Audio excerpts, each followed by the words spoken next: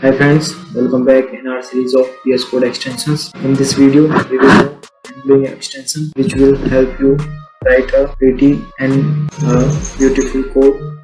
If you have a habit of writing dirty code, then this plugin is only for you. So without wasting a single bit of time, let's start our video. So for downloading extension, click on extensions.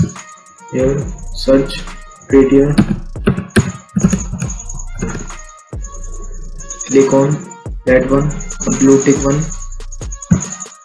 Click on install. Here your extension is successfully installed. Now let's check it is working or not and how it works.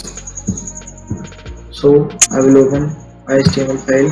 Here you can see the code is messed up.